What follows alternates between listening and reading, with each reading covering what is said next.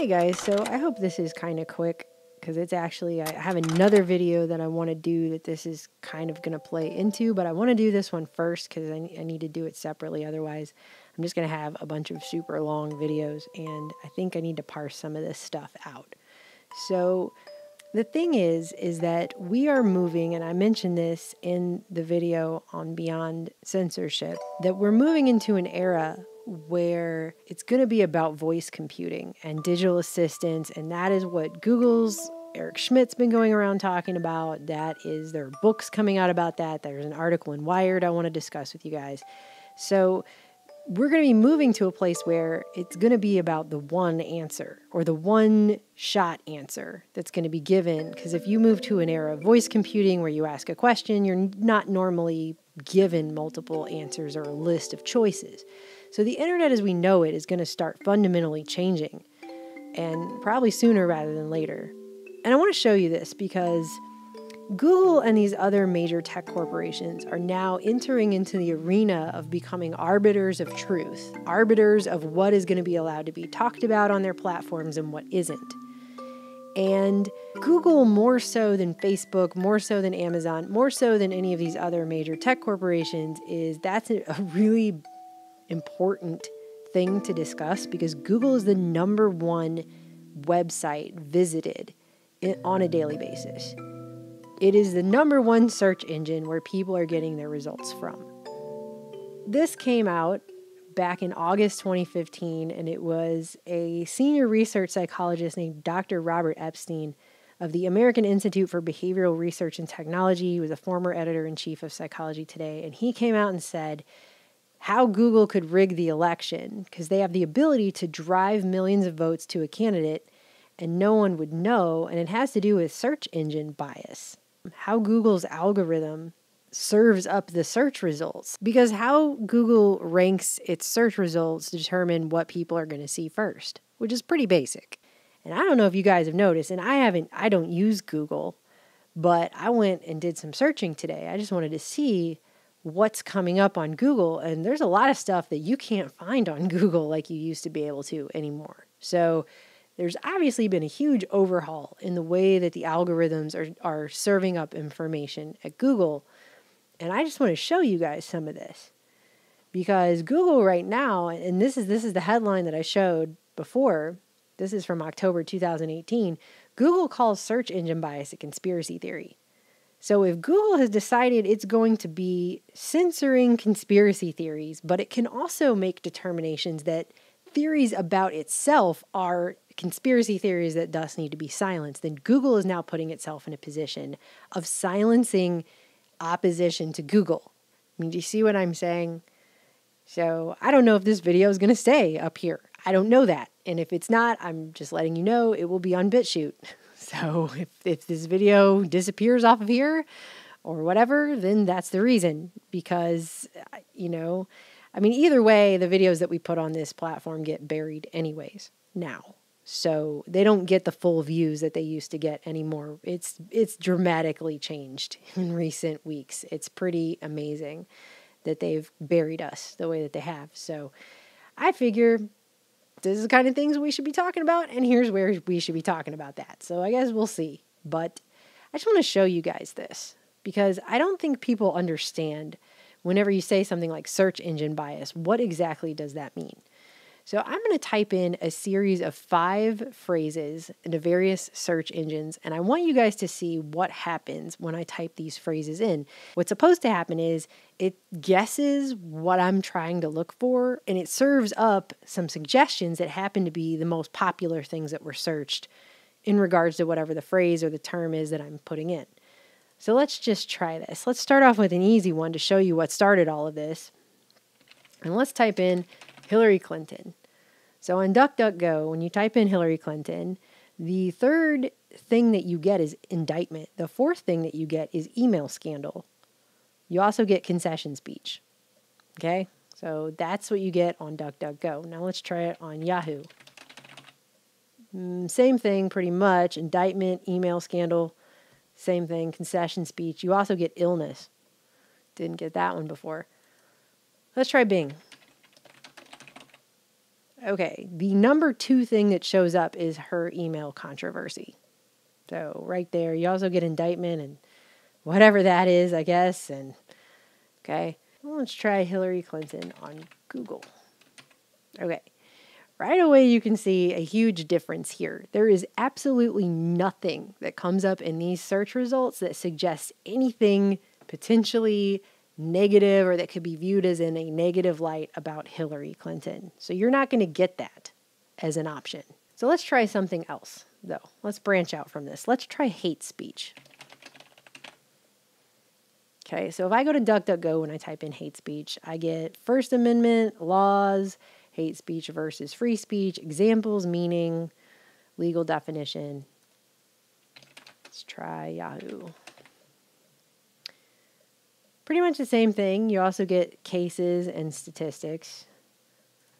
Let's try Bing. Okay, so pretty much the same. You also get synonyms. Now let's try Google.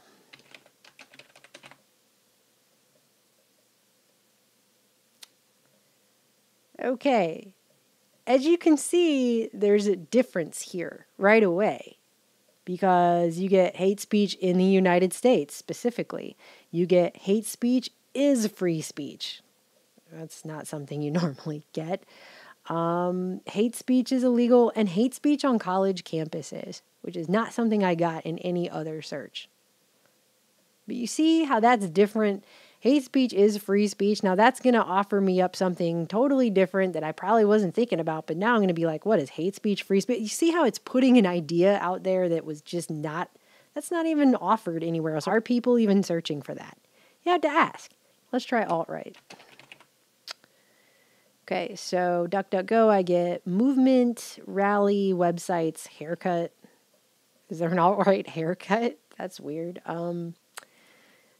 Anyways, let's try Yahoo. Again, haircut. I'm going to have to look into what that haircut is. Rally, flag. There's an alt-right flag now? I can't keep up with these freaking groups. I'm telling you, it's silly. Alt-right. Steven Crowder. Age of Rage. Alt-right flag, alt-right adjacent. Adjacent? See, I don't know. But now check out what happens when I type alt-right into Google. Notice anything? Alt-right Age of Rage is the #1 return. Then you get Netflix. Then you get Age of Rage Review, Age of Rage Wiki, Age of Rage Netflix. So the top 3 results right here are all basically really ultimately the same result. And it has to do with this documentary called Age of Rage. And what this documentary is about, here's what it says for IMDb when I go to DuckDuckGo. The alt-right movement is a worthy subject of a documentary as the rise of hate crimes and hate group activity thanks to a president that supports them tacitly or at least has worked with advisors that support them like Bannon. I've not seen this movie, so I can't make any statements about this movie, but what I am saying is the search results of Google are promoting this movie. Clearly they're promoting this movie when you type in alt-right, and basically what you're getting is at least 1, 2, 3, 4, 5 of the results that come up as options for this search result are pushing you towards watching this movie. No, none of these other ones, I mean, Bing mentions it one time, right? So it's not giving extra over representation to this film.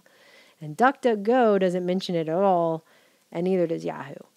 Do you see the difference? But Google, this one is related to it. If you type alt-right Netflix, this is what's going to come up. Age of Rage is going to be the first thing. Age of Rage, and the next thing, the next thing, the next thing. So that's a search result for Age of Rage. The third one is obviously Age of Rage.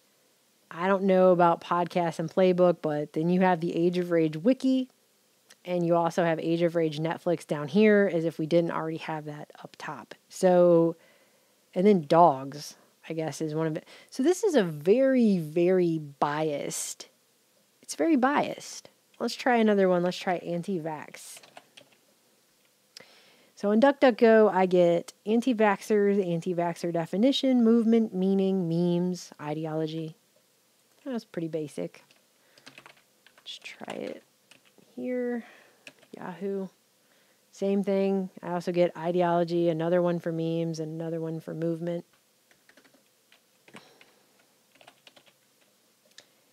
Anti-vax on Bing. I get anti-vaxxers, 1x, 2x's, movement, memes, definition. That's what you get, right? Check out what you get on Google. Okay, so right away we have anti-vaxxers on the Magic School Bus. Let's check that one out. So that is College Humor making a joke about the stupidity of anti-vaccine parents. And it says right here, measles are contagious. Unfortunately, intelligence isn't. And then you have College Humor parody tackles anti-vaxxers, College Humor anti-vaxxers on the Magic School Bus. And so it's all about making fun of parents who don't vaccinate their children. That's what that is. Also, if you'll notice, there was another search result here as well. Anti-vaxxers Plague Inc.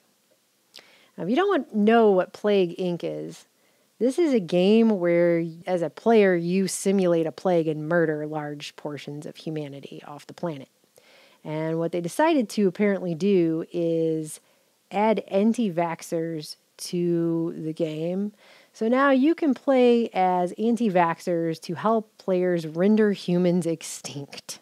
That's first of all, that's what the game is. And secondly, now they've added anti-vaxxers as a way to kill off large portions of humanity.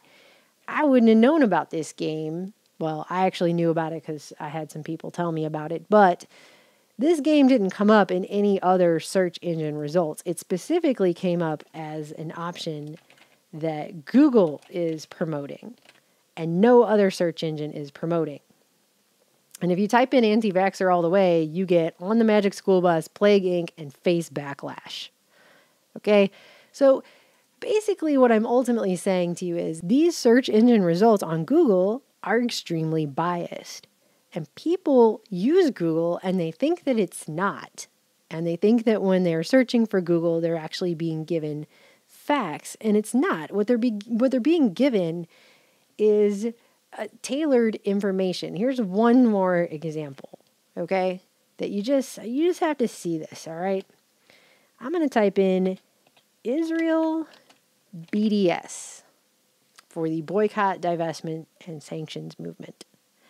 When I type it into DuckDuckGo, I get companies, suspension, movement, boycott, list, news, laws. Okay? When I type it into Yahoo, I basically get the same thing. When you type it into Bing, you get movement, law, ban, list, bill, blacklist, and objective. Okay? When I type it into Google, I get law, bill, legislation, list, vote, news, boycott, Senate, blacklist. Movement is not one of the options at all. It's not one of the options. And now look what happens when I actually hit enter to search for this term. The very first thing that comes up is an ad for the MaccabeeTaskForce.org, which says, what is the BDS movement? Myths and facts about BDS Israel. What is BDS? Who's behind it? How to combat it on my campus. Join the Maccabee Task Force mission. We're here to help you. Resources to fight BDS. So this is anti the BDS movement. That's very decidedly taking a position on the BDS movement here for Google.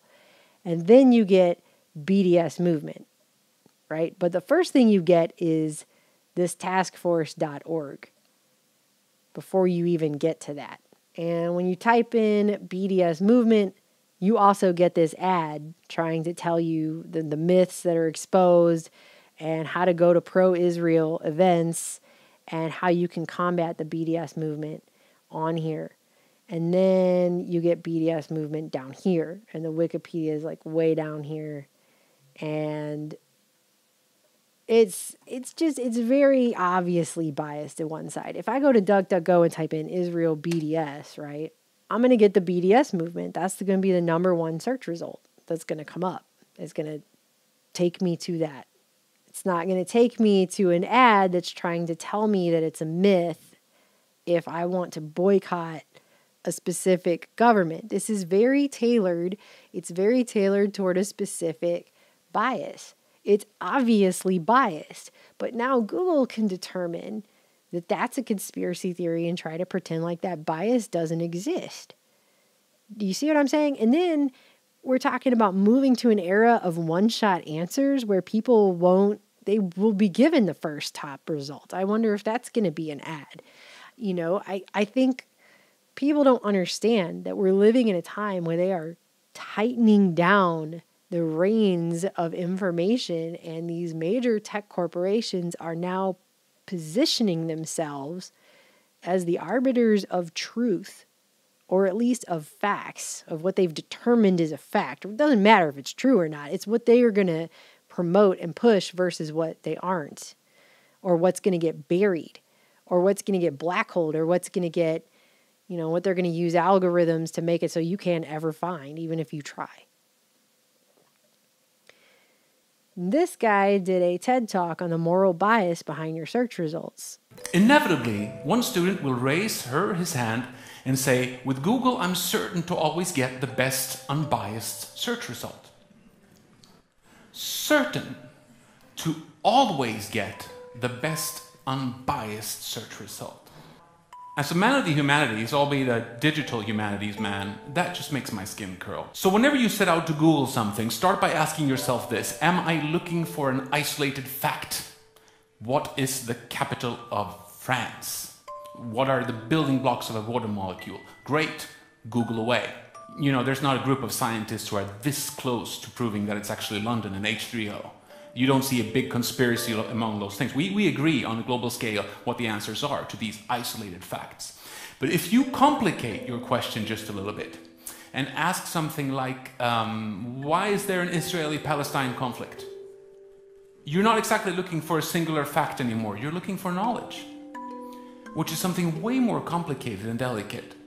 And to get to knowledge, you have to bring 10 or 20 or 100 facts to the table and acknowledge them and say, yes, these are all true, but because of who I am, young or old, or black or white, or gay or straight, I will value them differently. And I will say, yes, this is true, but this is more important to me than that. And this is where it becomes interesting, because this is where we become human. This is where we start to argue, to form society. And to really get somewhere, we need to filter all our facts here, through friends and neighbors and parents and children and co-workers and newspapers and magazines, to finally be grounded in real knowledge, which is something that a search engine is a poor help to achieve. And he ends it by saying that behind every algorithm is a set of personal beliefs that no code can ever completely eradicate. And that's the thing that people don't get. When you go to Google and you look for something in the search results, you're not getting a completely unbiased view of what the options are, or you're not even getting the view of what most people search for. It has been changed. Because when I can get basically the same thing on Yahoo and Bing and DuckDuckGo, but then when I go to Google, what I get is different things that are injecting a belief system in there, something else is happening. Because why is it that basically I get the same thing on every other search result, but then when I try it on Google, it's totally different? Do you see what I'm saying? So this is a serious issue that more people need to realize is happening, because people have this idea that this technology is just completely neutral, and it's really not. It's based on somebody's personal beliefs. It's based on the values and the personal beliefs of the organization of Google at the very least. And they definitely have a stance. The people that work for Google definitely lean politically to one particular side, and these are the people who are coding and setting up these algorithms, and they're obviously changing things, because when I can search for the term, one of these basic terms, and I can get a specific thing for all of these other search engines, and it comes up basically the same, for the most part the same, or at least balanced. But then the example of alt-right, I get a very obviously left-leaning documentary that's very, very obviously taking a stance against that group of people and claiming that they're the cause of hate crimes and whatever, that's pushing an ideology now. That is pushing an agenda. That's not just a neutral result. This is just going to be extremely dangerous for the future when you're talking about the control of not just information, but the control over what people are going to find when they do a search, what they're going to learn from that search, and ultimately what they're going to know from that search. So unless they go to a search with their mind already completely made up about something, then there's wiggle room in what they're going to get and how that's going to influence them. And it's time for people to realize that search results influence people's opinions and beliefs about stuff. They've done lots and lots of studies. It has been well established. And they know that people are choosing whatever they get in the top 5 search results because it's all about efficiency and looking for things really fast. So they're not going to the next page and the next page and doing real research when they're doing a search for things. It's about speed and efficiency. So they're going to look at the top few results. They're definitely going to look at the top number 1 result first. So if the very first result you get is a completely biased result that tells you one thing about how everything is, that's going to be the first level of influence. Because that's the first thing that everyone who does a search is going to look at. It only makes sense. But the bottom line is these things aren't neutral. And behind every algorithm is always a person with a set of personal beliefs that no code can ever completely eradicate. But that wonderfully seductive idea of the unbiased clean search result is and is likely to remain a myth.